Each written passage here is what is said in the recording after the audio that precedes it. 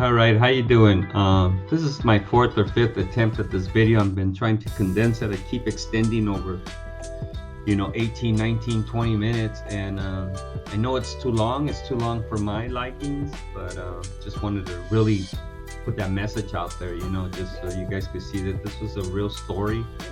It wasn't something that I fabbed up or made up along the way, but it's a real story of me just being careless with myself and just letting myself go. But this is me back in May of 2012, and we went on an excursion out on the Goodyear blimp, and it was a community thing. We used to go to Carson City Hall as companies from Carson, from the community, and we would meet there once a month, and this turned out to be one of the outings as part of that. So we attended that. So this is May 2012. Remember, my incident happened in September 28th of 2012. So this is about 4 months, a little bit, over 4 months before, having the breakdown of my health. And this is a close-up of me, and I always joke with people about,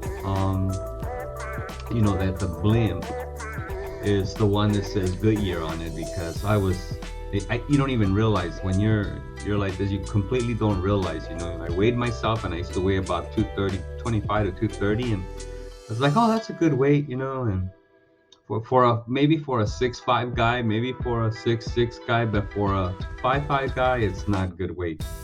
Anyway, however, as you know, I try to go to a doctor. I was trying to go somewhere to get a quick fix, easy in, easy out, and it just wasn't. It wasn't going my way. The doctor took an X-ray of my lungs and discovered that I was full of liquid, and that's why I had the shortness of breath. and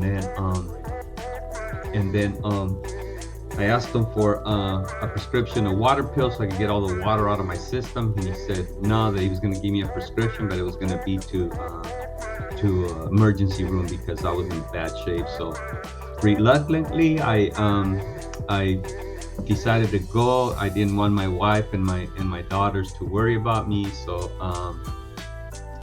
I reluctantly went home, changed into some, comfortable clothes, and then I had my wife take me to UCLA, County, Harbor General. I figured if I go there, they're gonna get me in, they're gonna get me out. They have a lot of turnover, so I thought that would be an excellent place to go to. Still trying to work the system. So I did. I showed up, and I didn't feel like it was a long waiting period for me because I had the prescription from the other doctor. But anyway, my daughter and my wife said that it was kind of long, but it didn't feel like it to me, maybe because I don't know. But anyway, so once I got in there and got checked out and got put in a location, I had my wife take some pictures of me, and this is what I looked like, that day. This is September 28th, probably close to midnight, maybe later. But this is what I looked like. My eyes were yellow. I was completely blown up. You could see a little bit of grayish on my skin. My eyes were dark. Just a complete mess. Didn't, like walking myself down the plank, right? And you could see in this picture that I was very bloated, a lot more than you probably saw in the other picture. I believe that I was like, 240, 241, 242, and I usually was weighing around 225. So I was 15 pounds more, just full of water. And just walking myself down the plank, And, I thought I was going to be out of there going to Harbor General, to County. I thought, okay, I'll be out of there by Saturday, Sunday, I was there till Wednesday, and just a series of tests and different, just checking me out, blood work, urine samples, urine weighments. They were weighing my urine as I was drinking water. They were measuring the water that I was drinking and then weighing it on the way out. So just to see if everything was, I suppose everything was flowing. They did some sonars. They did some some studies on my kidneys and see if I was what was going on with that, and that's where they discovered that one of my kidneys was smaller than normal. It was at 17%, and the other kidney was normal 90%. So to this day, we don't know if it was the hypertension that caused that bed. As a result of that, I did suffer a congestive heart failure, hypertension, and we discovered the kidney. So there was no proof, but and nobody to blame. I did it all to myself. Never went to a doctor, never really followed up, never took any of that stuff serious. I'm a guy, we don't need that kind of thing. But I'm happy to say that I was able to recover from that and continue to fight for it. And and this is what I look like a couple years later. I believe this is in 2015. I was at the job working. This is probably that year or maybe the next year, feeling really recuperated, starting to lose weight. And initially, when I first got sick, I lost a lot of weight right away, gained it back. It seems like I lined out, and then gradually, I started to lose weight, and I was, getting my exercise program in place and just trying different things, a lot of different things. And I'm happy to say that that this is where I'm at, today. I'm at, 150 pounds. I've been maintaining that weight now for 4 or 5 years. I got down to about 160. And then last year I caught a version of COVID, not the real heavy headaches and all the symptoms. It was a real different version. I'm just gonna call it different just because I don't know the terminologies. But first it started with my taste bud, like the salty tasted really salty, and the sweets tasted extremely sweet. Like the sugar was really high. And at first I was telling my daughter and my wife that she made me a turkey burger, and I go, man, this turkey burger is really salty. And then my daughter goes, oh, mom, accidentally poured too much seasoning on it. So I was like, oh, okay. Well, a couple days later I weighed myself because I didn't feel great, and I weighed myself, and I had lost like 6-7 pounds, like 7-8 pounds, between 6 and 8 pounds. And I'm like, I told my family, I go, hey, something's going on, it's like I just lost like 7-8 pounds. And they're like, oh, well, let's do a COVID test. And we did, and discovered that I had, COVID, but I didn't have like all the heavy duty symptoms that everybody was getting, the headaches, the cough, all that stuff. I didn't get all that, the aches and all that. I didn't get none of that. So it lasted about, that little version that I had lasted about a week.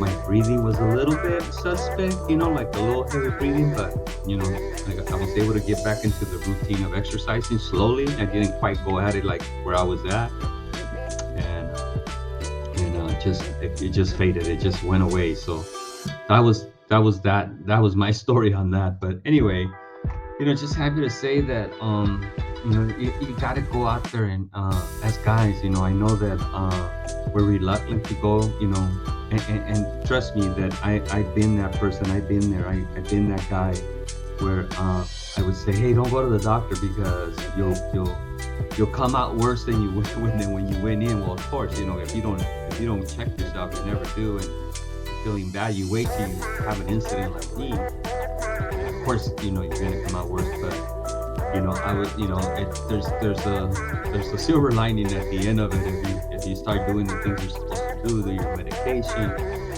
work a little bit on your health, and you may be eating, as long as you make yourself aware, and then you start doing annual blood work, you'll see that it's not that bad of a deal. And if you have to take a little bit of medication for blood pressure, for iron deficiencies or anything like that, you'll be okay. Trust me, you won't regret everything. Almost all the prevention medicines are usually low cost through your health plans. I'm not going out of bounds here and going, oh yeah, they're all real cheap, but a lot of them are, long as they're to prevent, high blood pressure and things like that. They're a little low cost because it's the insurance plans are all for it because it saves them money. So I think that's kind of the way they look at it. But anyway, just wanted to share that story with you.